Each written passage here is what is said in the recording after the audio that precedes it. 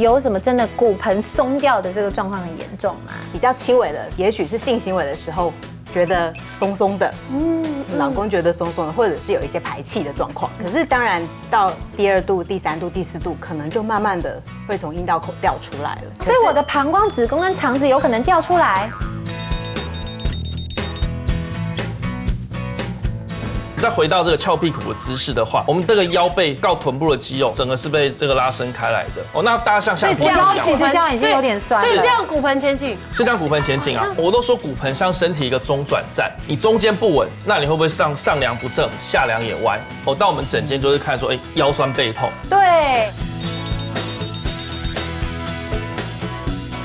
不动的话，然后立正，我的屁股会缩紧哎，骗人！来，真的，屁股夹紧的概念就是刚好训练到骨盆底肌，是不是？对，先吸气，然后吐气的时候你改用缩，因为它这样子用力的时候，你缩上来，它会有拉提的那种感觉，就是前缩头，然后肚子也缩。对，有你一穿上来，屁股马上是紧的。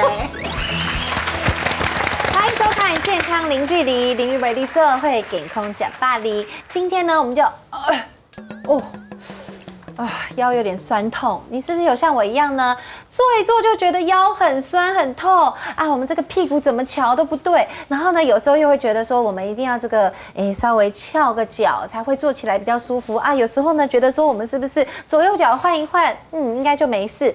可是你要小心哦，如果呢你曾经这个包包背两边，突然有一边容易滑下来，或者是你走路的时候就觉得好像奇怪，这边高高或这边低低，那你很有可能骨盆出问题了哦。今天呢，我们就要来告诉大家如何来重视骨盆的健康骨盆的健康为什么要来特别重视呢？这原来连接到我们很多的病，而且像是女生就有可能连接到妇女病哦，所以今天一定要认真的看。而且呢，据说我们这个骨盆呢往上连接到了脊椎，往下接着大腿，跟你的移动行动力都很有关系，也跟你人生的幸福很有关系哦。哪一个幸福呢？等一下医生要来告诉你啦。来，地基要怎么样来打好打稳呢？我们先来问问看我们的三宝妈有没有打好打稳。来，大家都很喜欢、很熟悉的我们的布丁姐姐。Hello， 大家好，我是布丁。生完3个之后，我现在地基真的是超稳，有一些小小的撇步呢，今天有带来跟大家分享哦。那不知道大家知不知道什么叫做骨盆康复管理师？这很酷这还是一个国际证照，所以我们今天特别把它挖过来了现场，让我们欢迎大乔老师。大家好，我是大乔老师，我是骨盆女王。骨盆要怎么自救呢？今天女王来教你。现在有一些新兴的科目，我们不跟你讲，你可能还不知道怎么挂号，到底这是什么样的科别又该怎么样挂号？那他们专业的又是什么呢？来，骨盆的幸福就要来看，让我们欢迎妇女骨盆机能重建科的医师蔡医师蔡清贝。大家好，我是妇女骨盆机能重建科医师。骨盆腔内大小的困扰，由我一站式全帮你处理。好，再来就是大家应该没有什么问题，没有什么疑义，我们触屏 gay 角的好邻居，我们的复健科医师，让我们欢迎今天的大来宾陈于仁陈医师。大家好，我是复健科陈于仁医师。骨盆歪斜不正是我们复健科很常见的问题，但真的瞧一瞧就好吗？希望大家可以从根本着眼，我们把肌力训练好，从此让骨盆不再歪斜失控。我们今天来的这个专家都是跟骨盆非常的有相关的啦，那我们就赶快来解答一下这个蔡医师，你刚刚讲这个一站式的意思是希望大家来的时候，我们可以一起同时处理膀胱的部分、子宫的部分跟肠胃的部分，有点类似像这个骨盆的加医科的意思，就你还不太确定要去看哪一科的时候，就是去找你先判断一下。那你提供了一张骨盆的结构图，那也可能会让大家比较了解到底骨盆出了什么状况，还有里面的主角是谁，对不对？对，因为其实骨盆它其实就像一个碗，所以它有点承受我们的负压，所以在里面呢，其实有膀胱、子宫跟直肠。可是我们要如何支撑它？最重要的主角其实就是我们的骨盆底肌，大概是今天的主角。这是哪里啊？对啊，不太认识是一种肌肉的感觉，感觉应该蛮多人不知道，因为我第一次，我之前第一次听的时候，我就觉得那是哪里？对，其实大家可以感受一下，就是像我们坐着的时候接触到椅子的这个部分，有人会觉得是屁股，哦，可是大家想在尿尿的时候，或者是大便的时候，这种夹紧的时候，大家可以试试看。我懂，就是夹一下的那个位置，其实就是我们骨盆底肌肉的位置。哦，对。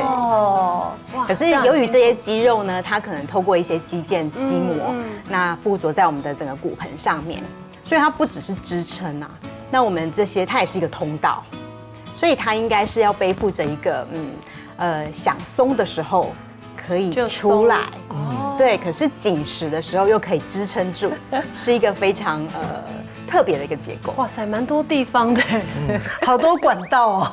对，而且就是我们开始感受这个肌肉的时候，会突然觉得有点害羞。对啊，女生在做这种事情的时候，对，生完小孩的地方有点害羞，上厕所的地方也是有点害羞。男生还有别的地方也是蛮害羞的。不过骨盆底肌刚刚蔡医师讲到它的重点，那对我们复健科来讲，它其实是核心肌群的一环。核心肌群大家一定有听过。核心肌群不是肚子吗？不对林宇，其实核心肌群我们大家把它分成4大部分，骨盆底肌就是它的地基。地基稳，其他的核心才会稳。我们前面有什么？我们腹直肌、腹横肌。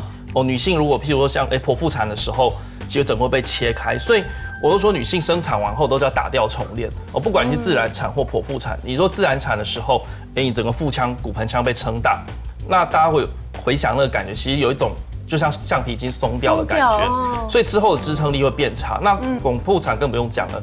整个肌肉被切开，就算缝合回来，它的肌力也会变差。真的，这是前侧的。你好了解，你好像有生过。有女儿1岁大了，知道。对。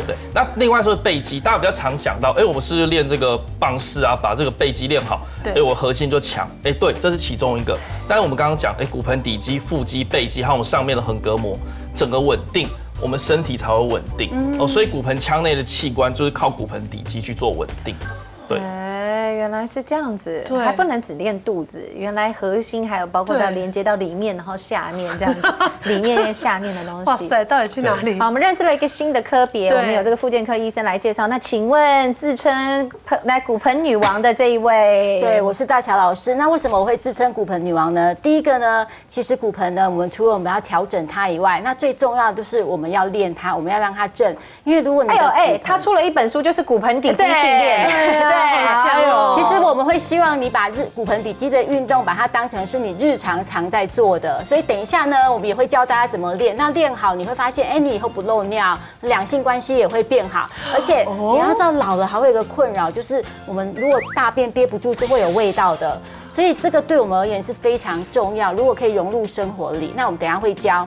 那为什么我可以自称女王呢？最重要一个原因就是，我们除了我们可以把它调整得非常的漂亮以外，我们还会教它非常实用练的方法。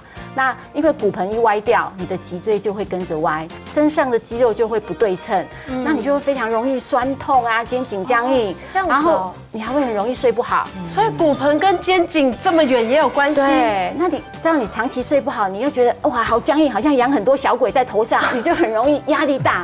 然后你还会忧郁，真的常常忧郁。那其实呢还不止这个哈，那在生活中哈，因为你很紧绷，那其实这些都会阻塞你的循环会塞住。那你还有可能阻塞啊，就会有些凸肚啦、虎背熊腰啦，然后还有那种大妈手臂啊。我怎么觉得好像在讲我？生了小孩之后，我觉得那个手臂的细度就完全回不来。对，我生一个胖1寸。对，它就是还蛮好的 ，OK 啦，少少的。对，它就是会有这种困扰。那更严重的是，它其实你知道我们内脏也有筋膜，那你内脏筋膜很紧绷的时候，它其实会拉歪内脏，然后你可能就会腹痛啊、胃食道逆流啊，还会便秘啊。那有些人是腹泻，所以我们把它调正，然后训练好是很重要的事。那我们有办法知道自己有没有歪掉吗？我们是不是一定要到医院？检测？对，我现在来教大家几个检测的方法哈。来，首先可以自己在家检测。对，在家自己检测，你就站在镜子的前面。我觉得我应该有歪，可以。我等下给站的时候，最好的时候就是我们的那个第2根脚趾头，大概跟我们的肩膀一样高，一样宽，就是这样子一样宽，这样子哈。然后呢，你的手用你的食指或大拇指都可以放在我们这个腰。好，这边摸到凸凸宽宽的这个哈，就是最高的地方，腰身宽宽的这个两边，对，也可以这样子，就比较明显。你看有没有对称？来，我站在你身后帮你摸一下哈。所以去你那边检查的话都要这样摸，哦，好痛哦！怎么会？检测为什么会痛？没有啦，因为我你等一下给他检测一下进去一下。对，像他我就会觉得他这边比较低，很像在按摩哎，我帮他检测一下嘿，是不是有一点点酸痛？对。哎，这边也是没有我觉得它比较好，它两边会不会是因为你比较好？有可能我昨天才去敲骨盆，对，昨天才去整骨。哦，它这边就比较正。好，那第二个就是一样，你穿像今天刚好两个啊，你这边就看不到，它是比较紧的合身的合身的裙子，你就可以看我们这个腰带或是你的这种有没有歪掉，它就是比较一条线，所以它的骨盆就是来的相对比较好。它的骨盆看起来很漂亮我昨天才去整。哦，对，然后第三个就是你可以看你常穿的那个裙子或裤子会不会歪一边，老是滑向一边。目前不会。哎，我们的肉都很满，但是我肩膀我们的肉都是塞满的，就是很紧，它不太会滑动。对，那这样子很好。像是我们这种就是超紧的，完全滑不动，那这种怎么办？那这种就可能就没有，但是如果你穿就这一分松松的不能算对，它会滑，老是滑向同一边，就会怀疑你的骨盆歪掉。骨盆看完要看肩膀，肩膀就看这个肩峰的位置。我觉得这没有很明显的高低肩，就是肩峰这个位置。我之前很明显，我是后来我觉得我要去运动，对，其实才稍微比较好一点，不然没有肌肉其实好像会歪歪的。那运动其实是一个很好的方式哈，对不对？所以它看起来就是很标准哈。昨天有瞧有身材笑，非常好。那第五点呢，就是他刚讲的，我们穿内衣的时候，它可能会滑一边。那男生不穿内衣怎么办？你背那个双肩背包哦，有没有？那最后一个就是看你的鞋底，把鞋子翻过来，它会不会磨的不对称？哎，我会磨在这个外围的地方。对，那这个是，就是这边会有可能长鸡眼这样比较粗的那一对，我也是，我也会长鸡眼。长鸡眼有可能是骨盆歪斜引起的，因为它就是我们走路的时候那个脚底压力分贝。那正常来说，鞋子应该要磨在哪里才是比较正确的呢？其实两边要磨的平均，也有可能你长鸡眼，还有一个原因就是你看哦，漂亮的鞋子都不符合人体工学，所以刚刚就快走压我走路的样子也可以看得出来骨盆正不正吗？可以，就是他有些你看他走路会这样跳有没有？你是说像这种就是有点像是对，或是他是在走台步的意思吗？还有那种老人不就是这样子走吗？那怎么看得出来？所以模特儿大部分都歪歪的。模特他可能走快，他不一定特别歪。你走走看，我身为一个资深艺人，你很会走路。我穿高跟鞋就是不是很会走路。就我穿高跟鞋就很漂亮，哎，这样子他骨盆有歪吗？这样走路，因为他穿的比较宽松，就会不容易看。对，还有一种，要不然就是驼背的骨盆专家。我们请蔡医师，走，蔡医师穿的很紧身，他应该很。其实我自己从来没有检测过。赶快走给他看，快点。这样子，正常的走法。我觉得他也很正，但是他还得挺一点，因为他有一点这样子走。他的就会容易腰酸，就是要稍微说一下。有腰酸吗？有一点。对，真的，就是我们走路的时候，他有一点挺肚子。哦，那你这样挺肚子，就是所谓的骨盆前倾。对，所以其实要缩小腹。如果我们可以常维持在缩小腹的状态下，你就会发现说你的体态比别人好。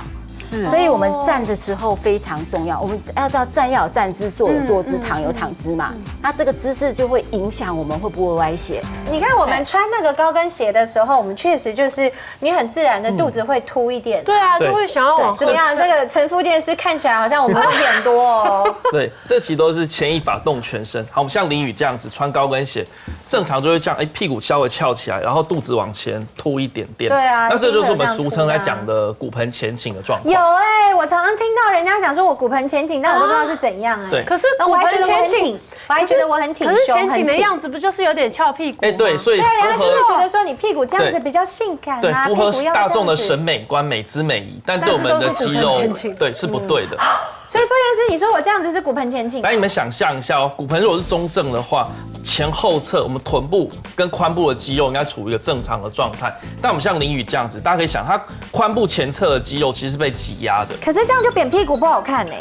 可以我们取中庸之道哦。那像你刚才，我们再回到这个翘屁股的姿势的话，我们这个腰背到臀部的肌肉，整个是被这个拉伸开来的。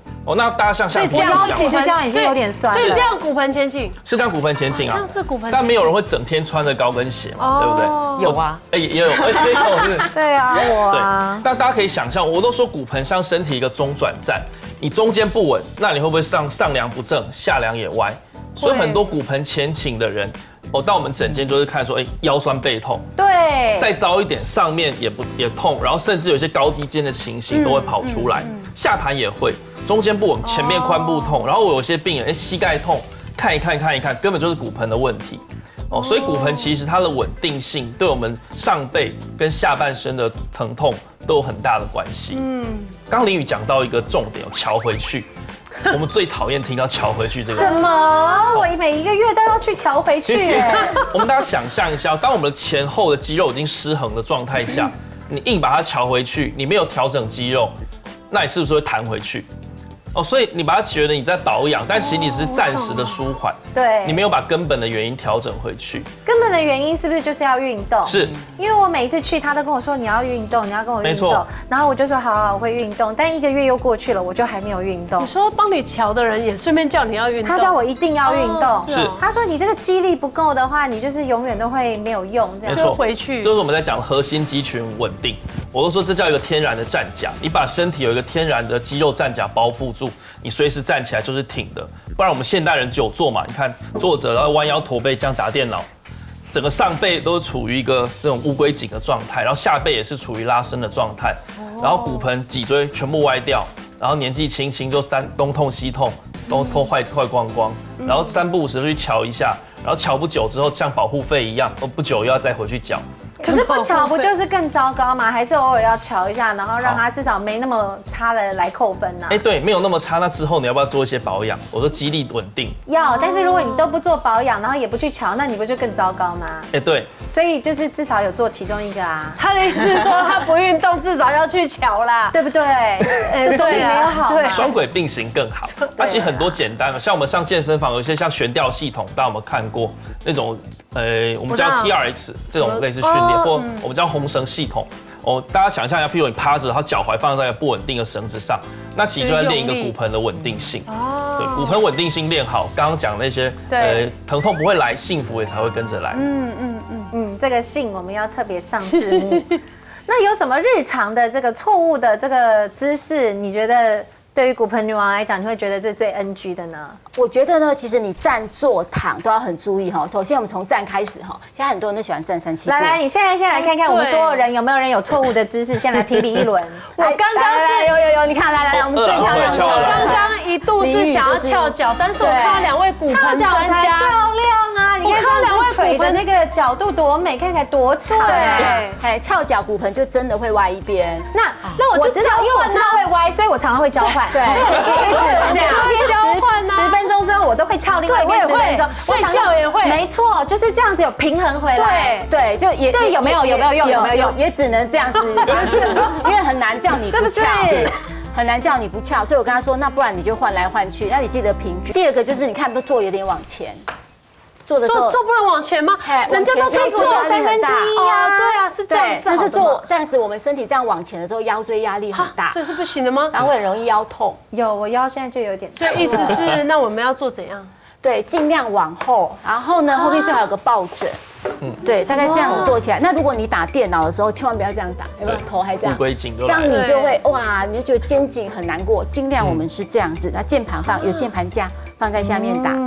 我都觉得做1/3才会收紧自己的漂亮，因为女艺人是不是？然后就不要往两面，对，然后就是要这样子，然后又要长，又很斜，拍照很漂亮，对呀，拍照好看。对。那还有一个你很常看到，就是不要去坐矮板凳。如果你的膝盖高于你的屁股，这时候我们腰椎压力更大，那个非常容易腰痛。所以你要记住，坐的时候膝盖高于屁股，这是什么意思？就是类似这样做，你坐矮的板凳都会这样做啊。我有个板凳，我坐起来就是这样子，是那种矮矮的板凳。而且我最近打坐，我才发现，就是打坐的时候不能直接坐在平的地上，你在坐的时候，你的膝盖如果高于你的这个髋部吗？对，就是也是会腰酸。哦，其实盘腿还容易膝盖痛啊，因为它所以盘腿也不好。我们膝盖两边有韧带支撑，它就像是轨道一样。大家这个姿势或者是这个姿势，都对两侧会造成莫大的压力。很多人以为膝盖痛、膝盖退化，其实不是哦。很多这种不当的姿势造成了韧带受伤。大家有时候会想说，那是不是我用什么护具啊、什么膝盖保护住啊，或带个护腰啊？我们的立场一概是建议暂时使用可以。譬如说你久久打坐一次好了，maybe 可以。但如果是每天打坐，那我们还是希望你把自己身体变成护腰。意思又回到我们刚才林宇不喜欢的运动，对，每天都要运动。对，运动不是一朝一夕，我要怎么办？我们譬如刚刚讲骨盆底肌训练，你不用上健身房啊，你今天坐着，我们一些腹式呼吸啊或提肛等等的，都可以做到一些最简单的肌力训练。对，如果出门跑步、游泳，不一定大家都做得到，但至少坐着凯格尔运动，每个人都应该做得到，对不对？凯格尔运动到底要怎么做啊？我那时候就是剖腹产，所以我就是直接，比如说。就是试着做，可是又觉得好像有运动到，但又觉得好像没有运动到，感觉它是一个很微妙的地方，你不知道你到底有没有用力对，然后感觉只是单纯缩肛门好像也不对，对，它就是那有没有人可以示范给我们看？可是那很内在哎，那个怎么对？我怎么看得出来？来，我来教大家怎么正确的做凯格尔运动，因为其实我们为什么说最强骨盆底肌运动，就是希望你常常都可以做，睡觉可以做，站着可以做，坐着也可以做。那我现在教大家这个很容易做的哈。你要记住哈，这要配合我们的呼吸，你才会做得好。那呼吸做得好呢，你的胸廓也可以打开。那吸气的时候要想象你的肋骨像手风琴这样打开来，吸3秒。那吐气的时候要用嘴巴慢慢吐。那吐气的时候你要先把你的注意力放到你尿尿的位置，然后边吐边想象哈，你的尿尿位置往头缩往上拉的感觉，吐5秒，边吐边缩哦。来，我们来试一次哦。好，来。吸气，来吸，鼻子吸，3、2、1，来吐气，尿尿的地方往头顶缩，嘿，缩上来，3、2、1，有没有感觉有练到往上啊？错，等下不然对，其实不太确定，其实你有时候说你不太确定，你也可以换成阴道。因为我们不是只有阴道要练，那个尿道要练，其实阴道也会松弛。我刚刚讲肛门也会松弛啊，所以呢，你可以比如说，我觉得注意力放在尿道，你觉得不是很熟，那你还可以一个方式是用去摸的，反正在家里没人看嘛，就摸到你的尿道口，你就可以感觉它往内缩。那你要感觉阴道的时候，你就一样放到阴道口，然后往上缩的感觉。那肛门比较容易。你是说它会夹进去吗？对，也可以，缩或是夹都可以。很惊讶的。对，缩或是夹都可以。那肛门比较容易，是因为你要常常夹大便嘛，所以你就会很熟这样，就是往上缩。那你就记住配合呼吸。你如果可以常这样融入你生活，你就会发现你心情会变好，因为变挺了。对，胸廓打开。我不知道电视机前的观众朋友会不会觉得我们是刚刚定格化，不知道我们在干什么这样子，因为导播都没有 take， 我不知道这也没有什么细节好 take。我问一下，来，我们问一下复健师有没有什么那个比较外显的一些动作可以教我们一下。大家比较有感觉的话，我们刚刚讲过，这个骨盆底肌其实是我们核心肌群的一环，所以刚刚这个大乔老师讲的是一些比较静态的动作。那我们其实常在诊间会跟大家讲一些很简单的动作，像是桥式，这是我们复健科诊间喜欢教大家做的运动哦。我都说它是 CP 值最高的运动，训练核心最简单的。好，我们这样子躺着，它的核心概念叫做缩屁股。这样子，双脚与肩同宽，然后起来，屁股想象2片屁股肉往内缩，然后你的身体就自然顶起来，这样自然顶起来，然后把它顶住的时候，你会觉得你的腹部、臀部、背部其实都是在出力撑着，然后一次大概5到10秒就好。那如果你觉得这个操实在太简单了，你想要进阶一点的，好，我们把脚伸直。这样子，这个，然后你会感觉你的腹肌又更去收缩，小心不要痉挛，这有难度了，对，然后再回来，好，然后我都建议大概10秒就可以下去，好，然后这个时候又带到另外一个，肩膀、肩胛骨要贴在地上还是不贴在地上？好，你就放轻松，贴在地上其实就可以了。重点其实下半身，大乔老师教的运动也可以顺便，像是那些肛门啊那些的出力也可以一起做到。好，那另外有一个更简单的哦，在我们这样躺这个姿势的时候，大家这么是我们的腹肌嘛？想象你的腹肌出力往地面去顶，出力往地面去顶。这个是最简单，我们叫等长收缩运动去练我们的腹肌。刚刚布丁讲到，今天我们生产完后，女性可能腹部有一些刀疤，所以不好做运动，对不对？那你不用像正常人去什么跑步啊或桥式，你可能都会痛。想象你的这个肚子就变成一块铁板，往地面顶下去。这样子其实就有收缩到，就有练到我们的腹肌。这样其实就是很好简单的运动。对。你的意思是说，让背不要拱起来，然后尽量去贴地，它就会变平平的这样子。没错。要么就往上，要么就往下，但是都是可以用力到。对，没错。另外就是大家很常听到的深蹲。深蹲其实大家都知道嘛，重点其实是我们都说叫髋出力、髋启动。深蹲不是这样蹲下去哦。我在诊间有时候一些阿公阿嬷说深蹲你会不会？他们说会啊，然后就给我这样蹲下去。这样不是。所谓的深蹲，其实蹲的时候你要感觉大腿跟背部、臀部都是在出力的。从髋部启动往后，就像是往后坐一张椅子，这样子下去。最完美的就像是你有一张椅子，你就从你屁股拿掉，然后你都可以很稳定的站在那边，那就是一个很好的深蹲。那这又回到说，我们常常讲说，为什么现代人常会骨盆不正，会觉得疼痛？我都跟病人讲说，你想一下古代人在干嘛？古代人在插秧嘛，那其实每天在做深蹲运动。你每天坐在椅子上，你坐在椅子上，那这样我们前边的肌肉就一直被挤压，一直被挤压，然后你又这样子每天办公，又跟一只猩猩一样，那当然背部会觉得疼痛。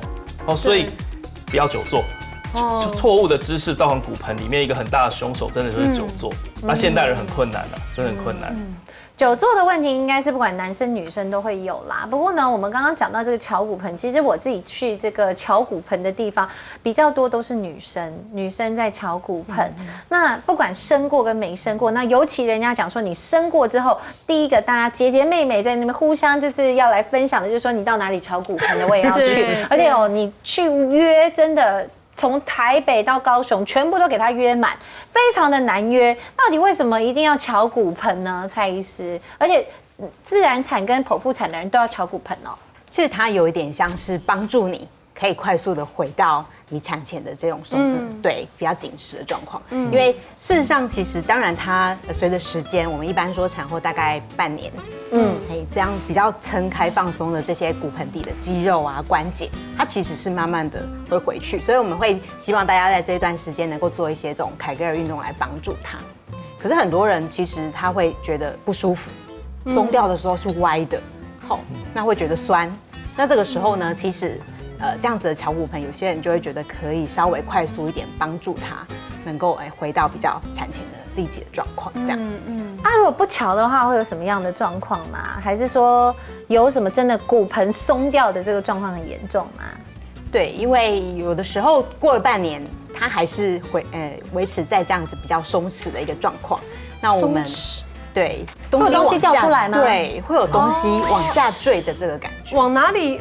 有人说整个腹腔的地方，骨盆里面会觉得好像一直要往下，好像要尿尿，好像又要大便，好像又要干嘛的这种感觉吗？对，是它本来这是频尿吗？还是怎么样的感觉吗？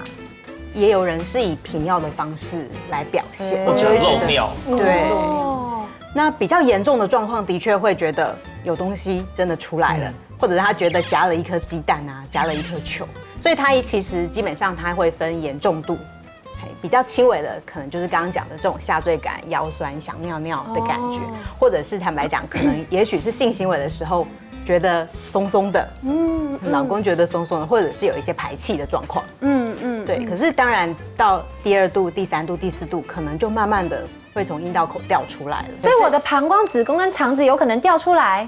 原则上掉出来的应该是我们的骨盆底的这些肌肉，还有我们的阴道壁往外坠。可是的确，因为这些肌肉本来是撑着我们的内脏器官，所以当它往外坠的时候，我们的名词可能就会讲说是膀胱脱垂、直肠脱垂，或者是子宫的脱垂。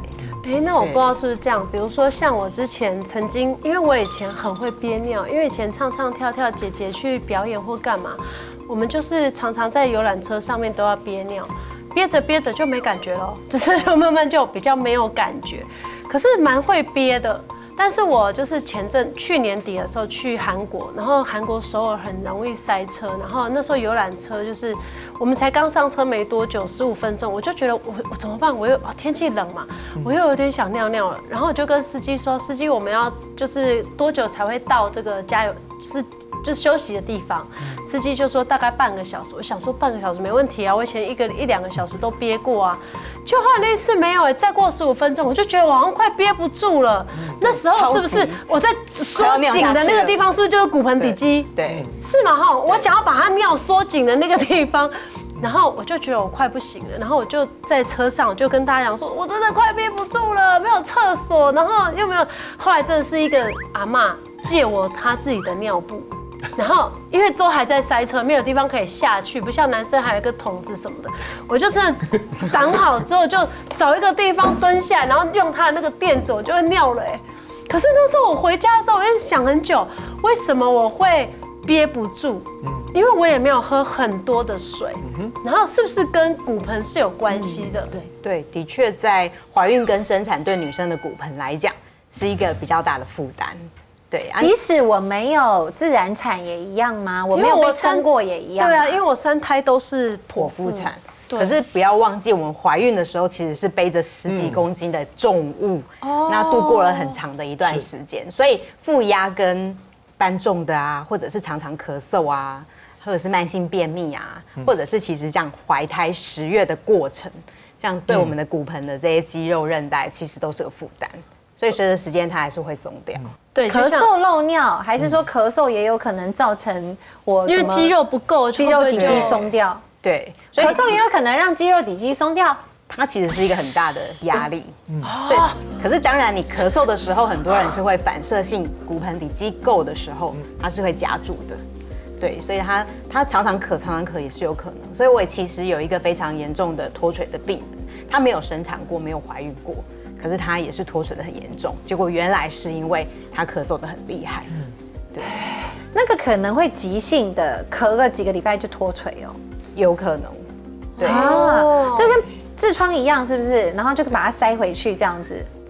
在家里可以暂时做这样子一个动作，很多人会怕这个动作，可是其实它掉出来外面比较直接会不舒服的地方是有可能小便尿不太出来。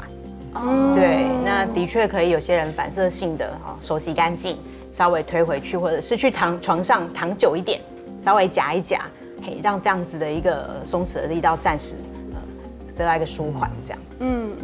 这样子为什么会跟幸福有关？也是因为塞住吗？可是它其实是掉下来了，不就肉比较多、比较紧吗？那不是应该更幸福吗？可是它其实是有点像一个帐篷，它就这样子垮下来，稳定性变差了。对，而且有些女生会因为这样而痛，主要是因为你会往上一直顶，然后你的这些就是前后晃，所以有些来其实发现她性行为的时候不舒服，可能是因为这样松弛的关系。所以失去弹性，或者是像年纪比较大啦，更年期之后，也是有些人在这个时候脱垂又变严重的。那假设比如说已经不小心，他已经开始就是你觉得怀疑他有很多的这个基底不稳的情况下，他再去做刚刚的这个运动啊，这些是会有帮助的，对不对？会让他恢复整个健康吗？脱垂的部分可能分成严重度或者适度。我们会讲说，如果像老师这样子，可以很认真、很有效率的做这样子的骨盆肌的训练，可能可以让这样子的严重度往回1度。那所以其实这样对症状的舒缓是有帮忙的。可是你已经是4度超严重了，你回1度，你还是3度，也是很严重啊。对，所以坦白讲，3度、4度的人可能会寻求更进一步的一些治疗，这样找你去治疗，对不对？这就是需要用到你治疗的地方了。对，当然第一步我们都希望大家能够做到2件事情。第一件事情就是至少要维持，所以呢，我们就要训练肌肉，再来减轻我们的腹部的压力。对，当他这样子的部分都还是觉得很有症状，或者是像太严重的困扰的时候，可能主要如果不想开刀，我们可能会建议接受一个子宫托的一个置放。它其实是一个矽胶材质，那可是呢，大家可以很方便的放进去，然后取出来。那在尤其像出门的时候可以带着。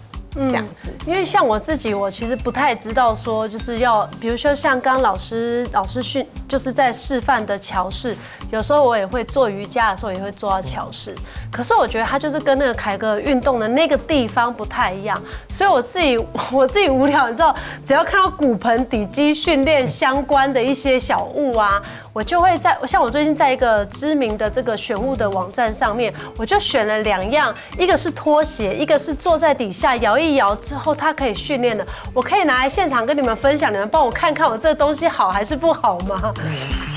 恭喜你！今天有很多的专家，赶快来试试看看你有没有道听途说。好，我买了，我们妈妈很容易乱买东西。我买了2样东西，然后一个是这个坐垫。我跟你讲，这个日本很多女生在弄，但我都不知道到底有没有效，我就不敢买。因为我们通常买都是那种美姿美仪店，我们可以直接坐在椅子上面打电脑啊，干嘛？就我坐上去之后，我发现它没有办法打电脑，然后它就是坐上去之后呢，我第一次坐我惊讶，就是因为它的一个尖尖的这个地方，我就塞在前面呢、对，它就塞在我的妹妹那里。我后来就上网去看她的影片，她就是教说你做这个的时候，其实你要稍微运动一下，就是左右动。因为不稳，所以我就屁股就缩紧，然后就我有觉得我的下盘的地方，还有我的妹妹的地方在缩紧，就很奇妙，就是你会用力在那个地方。然后就觉得好像有运动到，我们之前都找不到的那个地方，对，就是这样动一动。然后我就跟我的朋友聊天、看电视，半个小时之后，我居然不小心流汗，我就有点流汗，想说，怎么会才半个小时，我居然可以流汗呢？老师，你觉得这个东西是不是真的可以训练到骨盆底肌呢？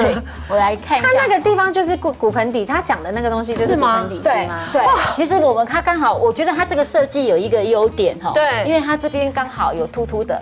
那我们坐上去的时候，我刚不是有教一个呼吸法吗？那你记得哈，你坐上去的时候，你就把这个凸凸的夹在你的妹妹，那你这时候幻想你的妹妹哈是一个像可以关起来的门，对，它就是把那个中间门夹中间，对，你就这样，那你就配合那个呼吸来一样哈，来吸气吸3秒，吸3、2、1，然后吐气的时候夹5、4、3、2、1，你就觉得更有感，它整个那个核心都会被训练到。你说我要配合呼吸是吗？对，吸3秒，然后胸腔打开，再来吐5秒，夹紧，关紧那个门要关紧那一块，对，很好，有没有夹的感觉？有感觉，比较有在专注。你要不要讲讲看？你会有兴趣吗？好啊。它直接卡到那个呢，是不是？真的，就直接那个门就这样子卡到了。你说这样子弯一弯是不是？有啦，你肚子是确实是要就是把它 hold 着，才不会散掉。对，然后你也不会驼背，它就卡在那个。对，很奇妙。有你这样就确实有比较好找到那个点。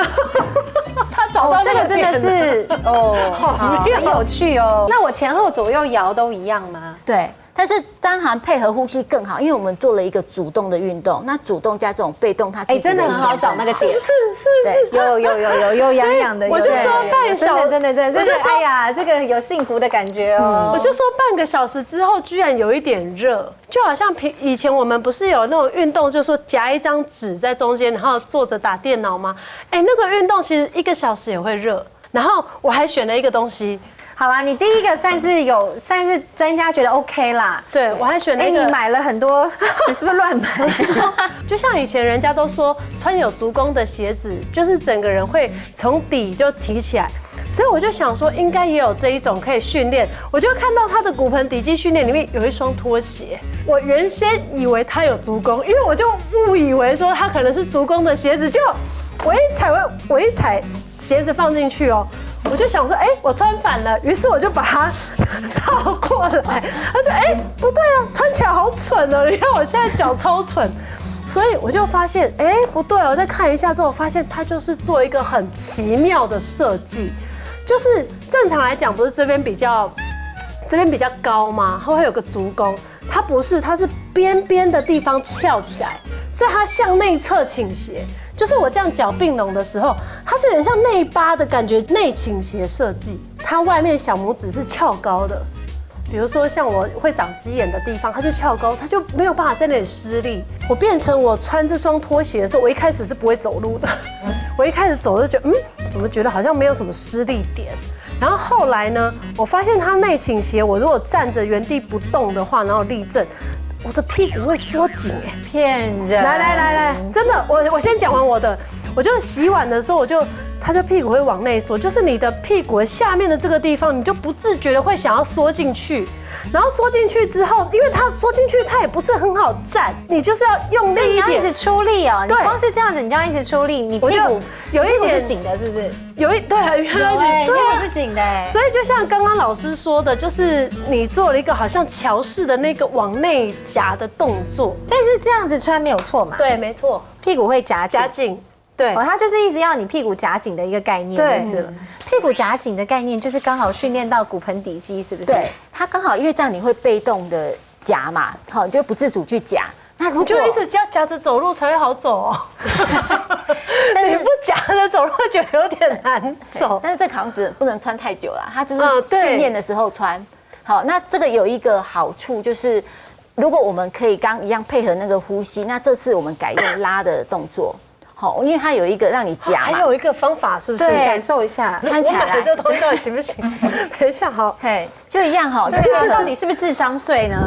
到底是不是智商税？哎，就一样哦，你就试着哈，一样，我们先吸气嘛，它吐气的时候你改用缩，因为它这样子用力的时候，你缩上来，它会有拉提的那种感觉，会更好做，有没有？就拉提，嘿，有没有拉提的啦？嘿，有可以帮助我们的那个真的骨盆腔气的筋膜比较容易拉上来。就对，你就因为你本来就在缩屁股，可是又要配合老师的呼吸，就是前缩头，然后肚子也缩。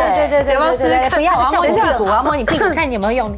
有哎，你一穿上来，屁股马上是紧的哎，因为它没办法。有哎，你站着就会觉得你自己脚会变这样，就是你内就是什么？这是什么神秘的拖鞋啊？我就是觉得它就是这是骨盆底肌的训练拖鞋，它就是美型骨盆椅垫啊，跟拖鞋的训练，它全部都在一起的。你买一整套的，就是我就很在意你的屁股哎，没有在意你的骨盆底肌，因为感觉我已经有1年没有运动了，然后这1年没有运动，有蛮多生活上的不方便，比如说我在帮小孩因为小孩要今年9月去上幼稚园，然后我那时候开始警觉，觉得很严重，是因为我只是这样子帮他绑鞋带，我就然后我就往旁边倒。是认真的，然后就心想说，我老公说你的肌耐力也太差了吧。然后除了这些之外，还有上厕所的一些用力啊，比如说以前便便，我不知道这算不算呢？便便的时候很容易用力，可是就是好像便不出来，好像你没有办法好好的控制它顺的这样子。但那个训练应该也不能够太久吧？因为我感觉，对我就是要讲这个，因为它是训练鞋。所以它最多只能穿1个小时。如果你穿超过其他的时间，有可能它会影响你其他的发展。所以我觉得就是这双鞋子可以穿1个小时哦。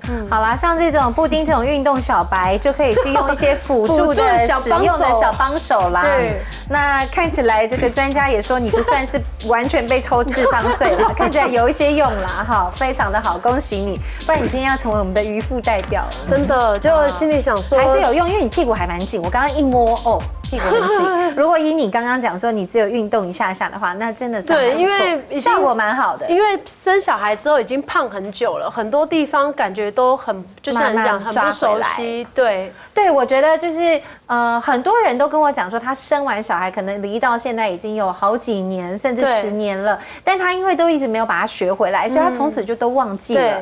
那如果你之后又变成就是要靠肌力啊，或你又年老了，那我觉得这是蛮严重的事情。所以今天呢，我们健康邻居也教大家一定要注意我们所谓的骨盆底肌的训练。那我们也找来了这个骨盆女王，出了一本书，跟你说你要怎么样做这个骨盆底肌的训练，呼吸一定要配合，吸3秒，吐5秒。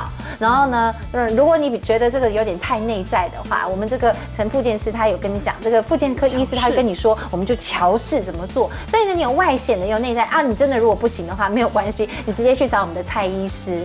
好，蔡医师直接帮你就是从妇产科的这个专业，然后呢帮你判断，然后你是不是需要怎么样的治疗啊？如果你真的什么东西脱垂了，那就也不要脱，因为脱了，很多人因为羞于求医，结果呢反而你脱出其他的病也非常的不好。你几岁开始训练都来得及哦，这是不挑人的，然后也没有任何禁忌的。好，不过使用小帮手的时候要注意，你要看清楚说明书，不要像我们固定一样乱搞啦。好，那今天呢，我们要提醒大家的健康诊疗关键字是3，为什么呢？我们骨盆健康的有3大重点。第一个，我们刚刚讲的骨盆底肌，也就是我们核心肌群的一环，我们要做核心肌群的强化。第二，避免久坐、翘二郎腿。各位特别女性要注意，不要二郎腿。第3个，我们要远离有跟的鞋子。哇，2位的鞋子都好高，不要穿有跟高跟鞋，然后避免太软的鞋子，以免下面的支撑力不足，让我们的骨盆也承受太大的压力。我们是为了工作需求啦，不然我自己私底下我也很少在穿高跟鞋的。我基本上就是一下拨一下细，我就立刻把它脱掉，这样子我都穿平底的，而且最好都是球鞋。对，那尤其我们今天呢，算是讨论到一个大家比较少去聚焦的一个部位——骨盆。骨盆很重要，骨盆在下半身，它守护的是你的泌尿，甚至是生殖，你一生的幸福。好，所以呢，你个骨盆有没有顾好呢？关系到真的是你下半身的幸福，要一语双关哦。所以呢，一定呢不要给它太过于轻忽了，顾好它，或坐或卧，我们通通都需要靠骨盆。所以呢，可以用一辈子的好东西，请大家好好珍惜它啦。恭喜大家今天透过我们的健康零距离，又成功拉近了大家跟健康的距离。我们下次再见。本节目由金科生物面膜冠名赞助播出。